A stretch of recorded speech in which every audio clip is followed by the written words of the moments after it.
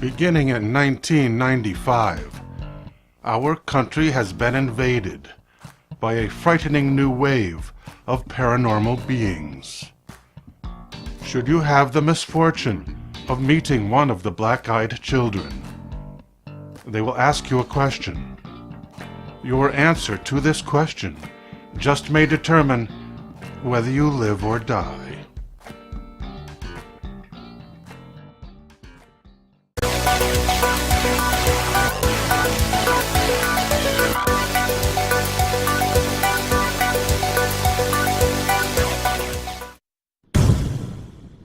Terry Johnson lived in New York City.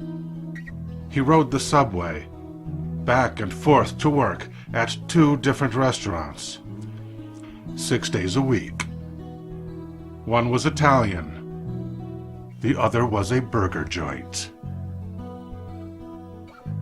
He was 25 years old when he first saw a peculiar child in a subway car. Only 3 feet tall, wearing a baseball cap. The youngster wore his cap visor down, like an army soldier. Other than that, Terry thought it was a normal 10-year-old. Until it looked back at him. Its eyes were shiny and wet, like the eyes of a lower animal. After that, the kid basically ignored him. The child sat there, expressionless, head straight, no matter what happened. He never turned his head. He was always on the subway in the afternoons. Terry even got used to him, and when his fear subsided, he grew curious. He decided to follow the kid. He was not stalking a child. He was observing some kind of robot. Besides, he just wanted to see where the kid got off the train. He wasn't following it home. They both rode the metro to the end of the line and got out of the car together. As usual, the creature continued to ignore him. They waited on different benches for the first train heading back out. Terry soon lost both of his jobs.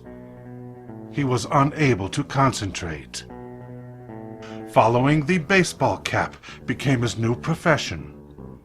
He would observe the child for hours, riding from one end of the city to the other. Terry never had the nerve to track the creature in the evening hours, when the subway stopped running at night. Until chance deposited them on the opposite seats in the same car. Blank, obsidian eyes of the kid stared straight ahead, directly at Terry, unblinking. Terry tried to stare down the kid until the subway train was being parked. It slowed to a crawl and then stopped. The end of the line for the night. Terry could see into the windows of more trains on both sides. The child smiled at him. It said, "Can you help me, mister? I need someone to walk me home." Terry just sat there, in a state of shock. "I'm scared," said the child. "I could really use your help." Terry could only shake his head and pray the thing would understand that his answer was no. Suddenly, the small boy became very angry. "It's your responsibility to look after me. I am helpless." That's when Terry closed his eyes. He thought he heard the boy walk out of the car. When he opened his eyes again, the creature was gone, and he relaxed for the first time in months. It was a half hour later when he decided to leave the car himself. But when he poked his head out of the door, there was no room to descend. All the space between the parked trains was filled with black-eyed children.